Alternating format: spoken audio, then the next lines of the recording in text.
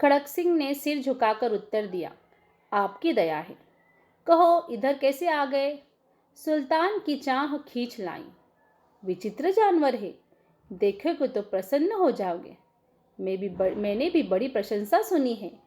उसकी चाल तुम्हारा मन मोह लेगी। कहते हैं देखने में बहुत ही सुंदर है।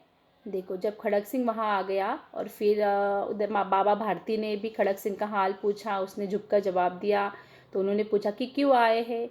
तो खड़क सिंह बोला, सुल्तान की चाह ने खींच लाई, यानी सुल्तान को देखने के लिए मैं यहाँ आया हूँ।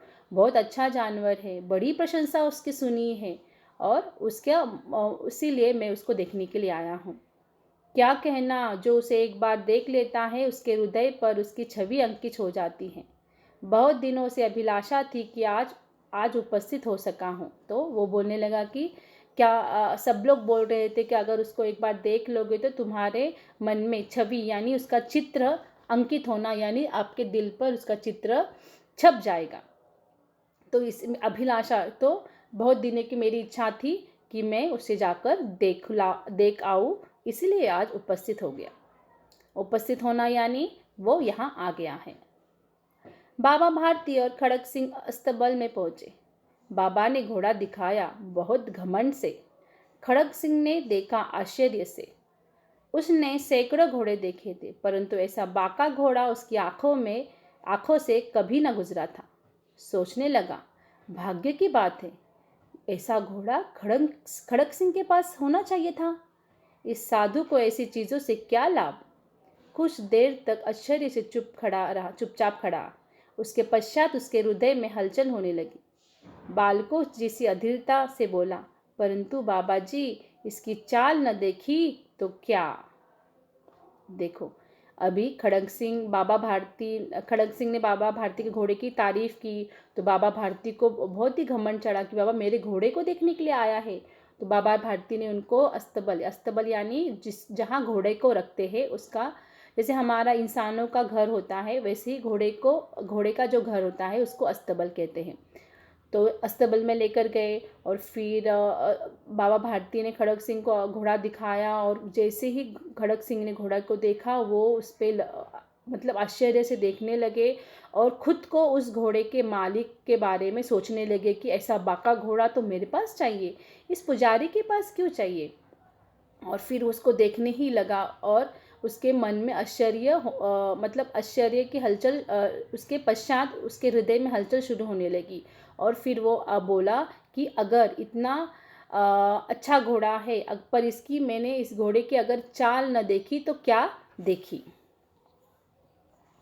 दूसरे मुख से सुल्तान की प्रशंसा सुनने के लिए उसका हृदय अधीर हो गया। घोड़े को खोलकर बाहर गए। घोड़ा वायु वेग से उड़ने लगा। उसकी चाल देखकर खड़क सिंह के हृदय पर सांप लौट गए। सांप लौटना यानी जलन होने लगी। वह डाकू था और जो वस्तु उसे पसंद आ जाए उस पर वो अपना अधिकार समझता था। उसके पास बाहुबल था और आदमी भी थे। जाते जाते उसने कहा, बाबा जी, यह घोड़ा मैं आपके पास नहीं रहने दूंगा। देखो, फिर उसके बाद उसने कहा ना कि इसकी चाल ना देखी तो क्या देखी। तो फिर बाबा भारती ने उसको बाहर लेकर आया और वो उसको दौड़ाने के लिए कहा, तो ऐसा इतना वायु वेग यानी हवा के तेज़ी से वो चल रहा था। और ये देखकर खड़क सिंह की मतलब हृदय पर सांप लौटने लगा, यानी उसको बहुत जलन होने लगी। और वो कहने लगा, फिर वो सोचने लगा कि वो एक डाकू था, उसके पास लोग भी बहुत थे और वो बाहुबल यानी बहुत ताकतवर भी था। और फिर जाते जाते उसने बाबा जी को कह दिया, ये तो इतना अच्छा घोड़ा है कि मैं आपके पास उसको नहीं रहने दूंगा।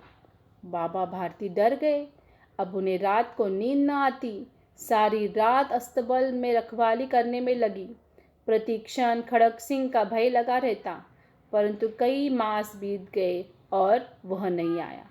यहाँ तक कि बाबा भारती कुछ असावधान हो गए और इस भय को सपने के भय की नाई मिथ्या समझने लगे। संध्या का समय था। बाबा भारती सुल्तान की पीठ पर सवार होकर घूमने जा रहे थे। इस समय उनकी आंखों में चमक, मुख पर प्रसन्नता, कभी घोड़े के शरीर को देखते तो कभी उसके रंग को, और मन में फूले न समाते। ओके, उसके बाद जब खड़क सिंह बोलकर गया कि ये घोड़ा मैं तुम्हारे पास नहीं रहने दूंगा, तो बाबा भारती वहाँ डर गए कि बाबा अब ये डाकू है, ये कुछ भी कर सकता है। और फिर वो दिन रात वो अस्तबल में रखवाली करने लगे, उनकी रातों की नींद हराम हो गई। पर ऐसे हो गया, कुछ मतलब कुछ महीने बीत गए। तो अभी खड़क सिंह जो बाबा भारती के मन में जो डर था, वो ऐसे लगने लगा कि एक सपना था, वो झूठा है। और फिर थोड़ा सा वो भी क्या हो गए, असावधान हो गए। तो अभी वो ज़्यादा बाबा उस घोड़े की रखवाली नहीं करते थे जितना पहले करते थे। पहले यानी जब खड़क सिंह बोलकर गया ना उनको कि मैं तुम्हारे पास घोड़ा नहीं रहने दूंगा, तब। फिर उसके बाद थोड़ा समय बीता, फिर उनका उनका मतलब नहीं क्या, थोड़ा सा मन का डर भी चला गया। तो फिर वो अपना नॉर्मल हो गए। तो एक दिन क्या हो गया, वो घूमने जा रहे थे और अपने घोड़े पर ऐसे घूमने जा रहे थे जैसे उनके आँखों में चमक थी खुशी की, मुख पर खुशी थी। कभी घोड़े के शरीर को देखते, कभी उसके रंग को, और फिर वो मन ही मन में खुश होते, जैसे फूले न समाते, यानी मन ही मन में वो खुश होते।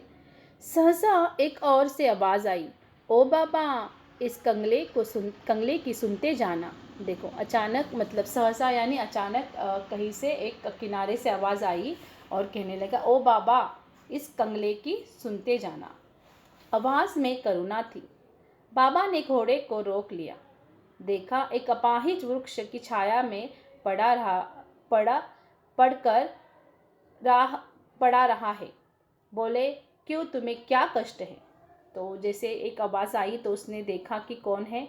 तो उसकी आवाज़ में करुणा, यानी थोड़ी सी आवाज़ उसकी दया वाली थी कि सच में कोई उसकी आवाज़ सुनकर उस पर दया करेगा। फिर बाबा ने घोड़े को रोक लिया और फिर एक वृक्ष की छाया में वह पड़ा रहा था। और फिर बाबा भारती ने उनको पूछा कि क्या तुम्हें क्या कष्ट है?